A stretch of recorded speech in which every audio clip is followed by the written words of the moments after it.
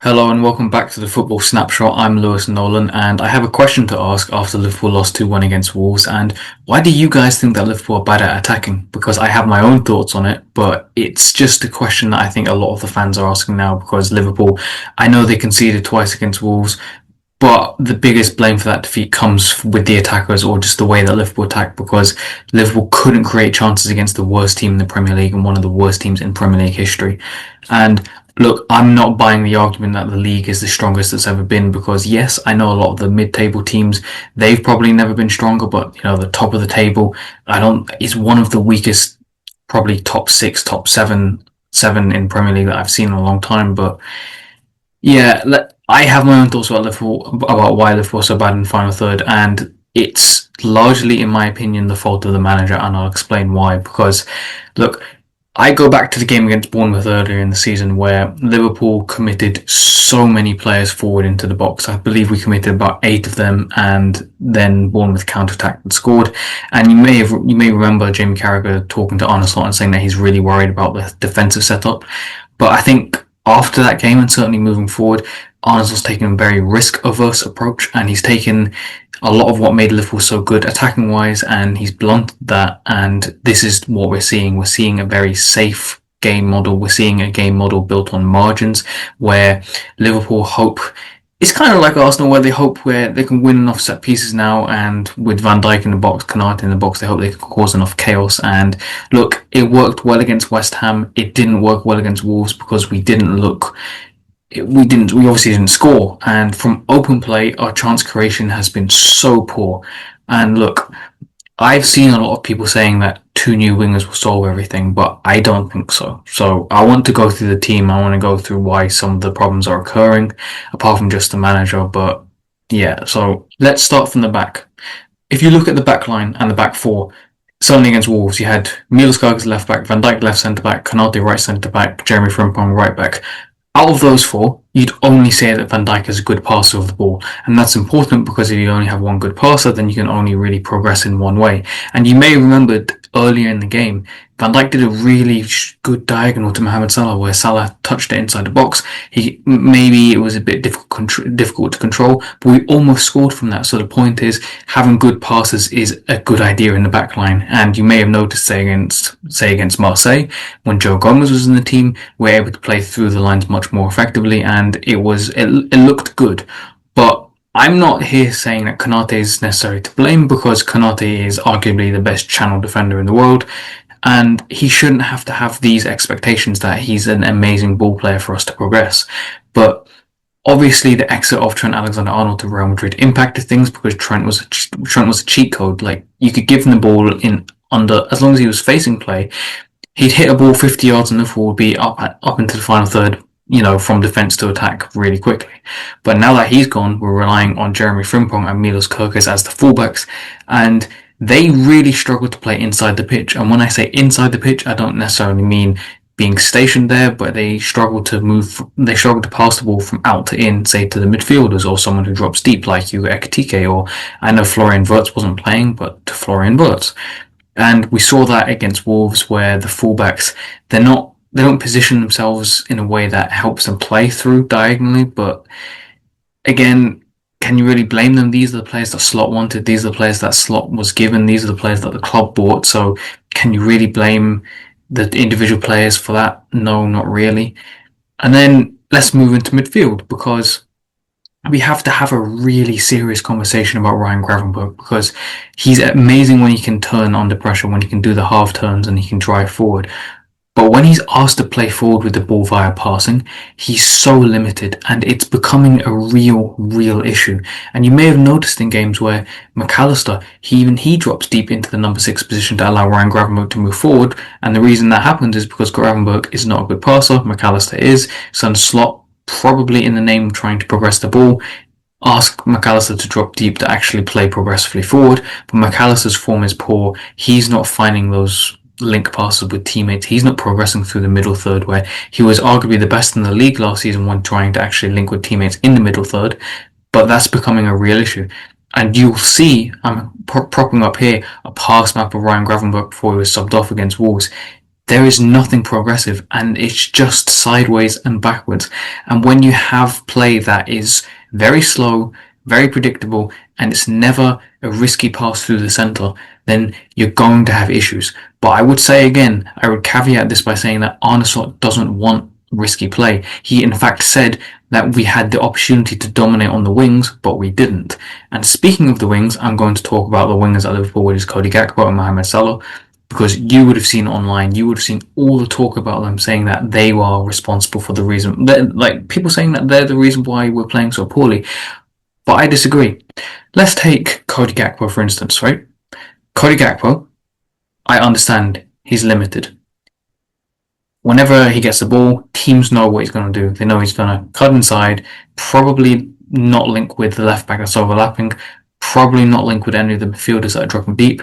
And look, I know he stopped a certain Curtis Jones goal, but not that I'm not bothered by that, but him doing that, that's not really where my concern lies. My concern lies with Liverpool a lot of the time this season have decided to build play down the left.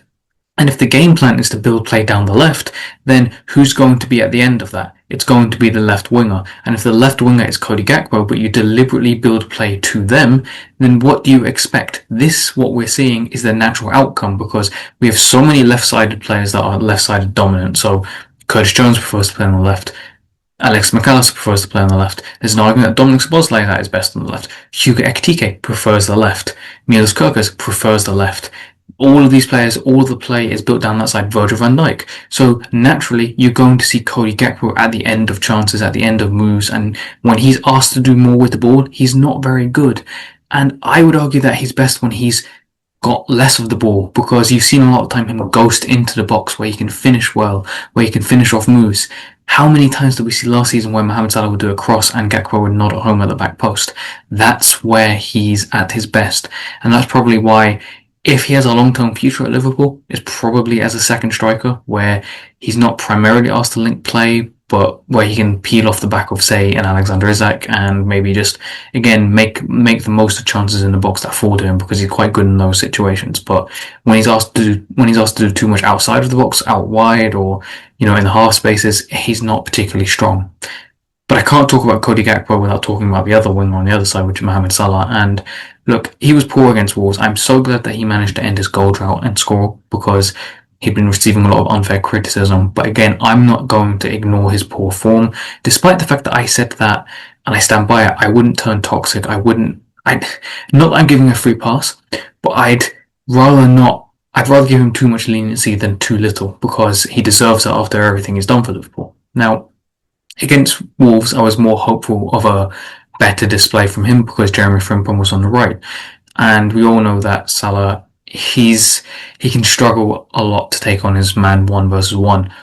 But guys, Salah has never been an expert 1-versus-1 specialist outside of his first season in the Premier League.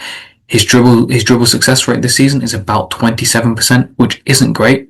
But then if you look at what he was last season, it was only about 34%. So it's not like, yes, there's a drop-off, but it's not anything substantial where you'd say, that's the reason why he's playing poorly. The reason he's playing poorly has never been because he used to be an expert dribbler, and now suddenly that ability's fallen off. No, that's not why he's playing poorly. There are a number of reasons why he's playing poorly. One of them is obviously Trent Alexander-Arnold, because Trent was his, supply chain. He'd get the ball in deep areas and play it toward him really quickly. Another reason why he's playing poorly is because play, like I said, is now building down the left, so he's getting less of the ball. And he's also being asked to play wider, because you'll see much more of his touches are taking place on the flanks than they are in areas where he can actually create dangerous opportunities in the half spaces and inside the box. And in fact, he's at a career low for percentage of touches inside the box. And that's really alarming, because we know he's a goal scorer. We know he scored 29 times in the Premier League last season. And the fact that Slot seems comfortable asking 33-year-old Mohamed Salah to do more on the flanks than he's probably ever done in his career, why can't he see that's problematic? And against Wolves, yes, there were times where he was inside the pitch and he should have done better. And we can all note the past when it was 1-1 in the late stages, and maybe that would have been 2-1 to Liverpool. But why was Jeremy Frimpong a lot of the time doing an underlapping run? Why is he there? Why is he in the half spaces? And look, I don't mind the fullbacks making a run inside the pitch, but it can't be static because we're building play much more slowly this season. It means that players are occupying positions where they're not particularly comfortable in. Salah, he's occupying the width more, but he's doing it against a set defence, and that's not where he's best. That's not where he's best at. And Jeremy Frimpong, I don't mind him making the run into the half space because that can drag a marker away from Mohamed Salah and allow him to move inside. But I don't want him stationary there, and it's just proving to be problematic over and over and over again. And then I'm not going to excuse the fact that Hugo Ekitike, he's played very well this season for quite a lot of games, but he was poor against Wolves, and this is the thing. He's a new signing, coming to a new country, coming to a new league, and he's inconsistent. But I'm going to expect inconsistencies. The thing that I want more from Arne Slot with regard to Hugo Ekitike is a bit more coaching, because you would have seen time and time again, Liverpool had the ball, probably under very little pressure, but who was making the run beyond the Wolves' last line? Because Hugo Ekitike, he loves to drop deep, but sometimes he needs to be told to stay on the last line or threaten a run in behind, because Salah is increasingly a ball-to-feet player, and he's being asked to be a ball-to-feet player because he's being asked to play wide and he's being asked to build play because we don't have Trent anymore. Cody Gakpo, again, he's a very ball-to-feet player, and Ekitike, he's really quick, he can run in behind, we've seen him, he's a threat in transition, but the more he's asked to drop deep, the less Wolves' defence has to worry about actually, we have to cover the space. They can push up, and they don't have to be worried about covering the space behind them.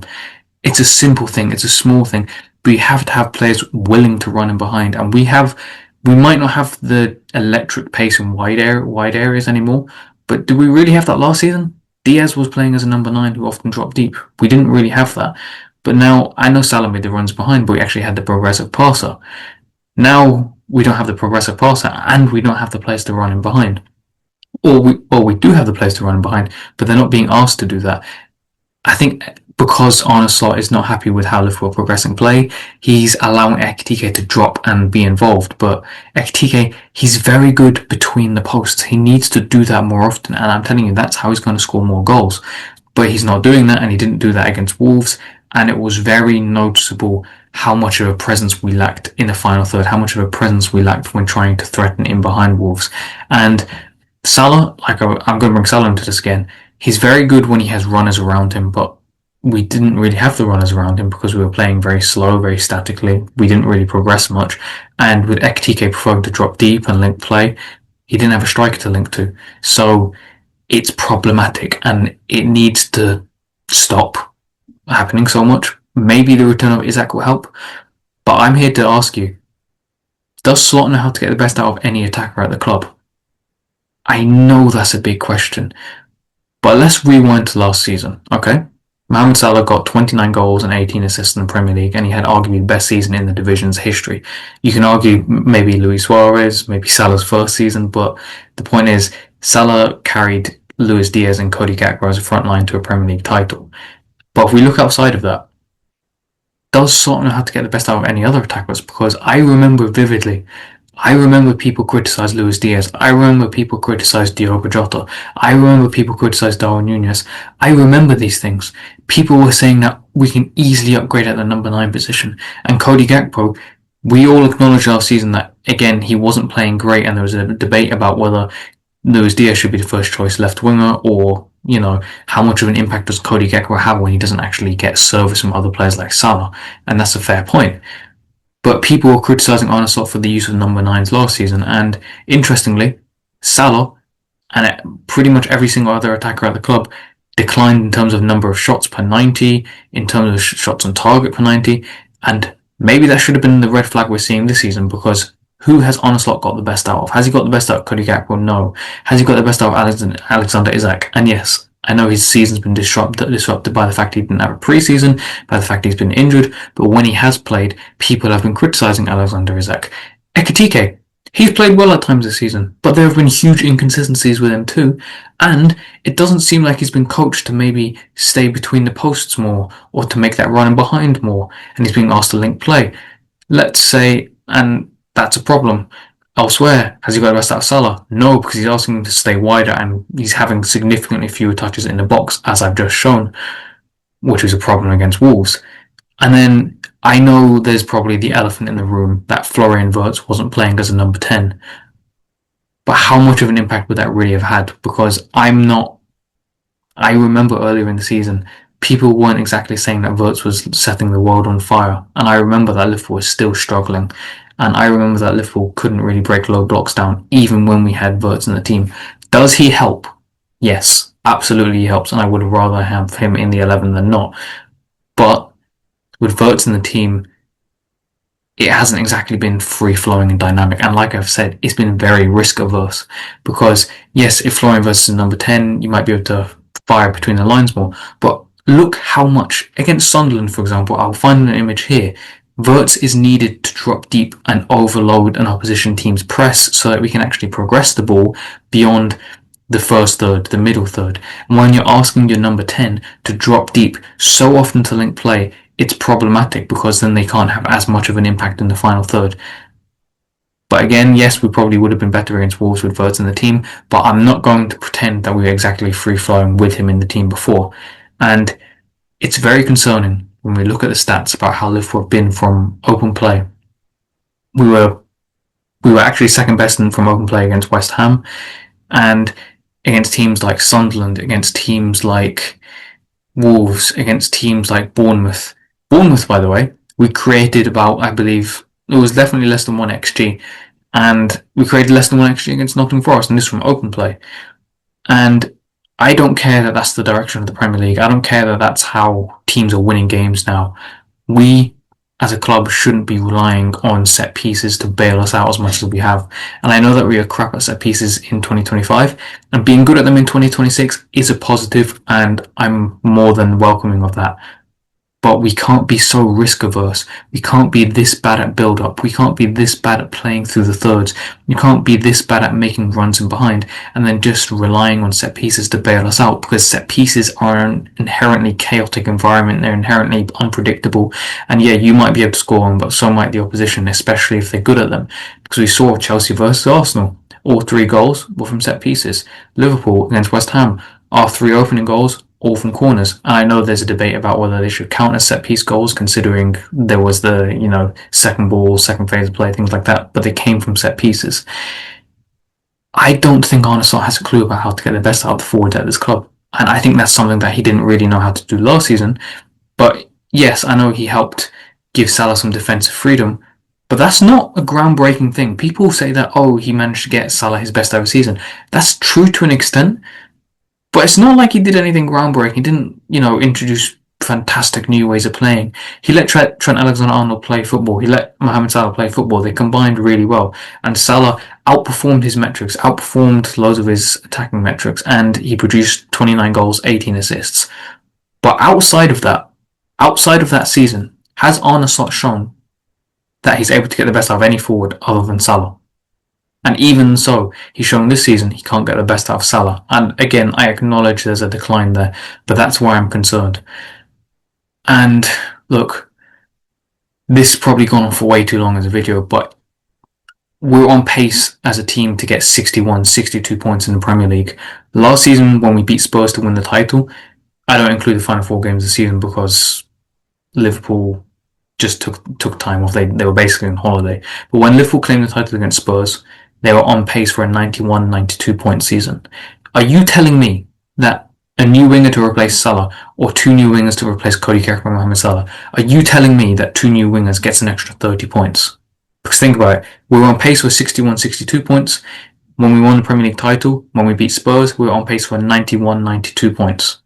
Do 2 new wingers get us an extra 30 points? No, they do not. And I'm not willing to give Arne Slot the leniency that I'm willing to give other players in the team, because Arne Slot has not shown so far that he's able to get the best out of the attackers at the club, and he wasn't able to show that last season.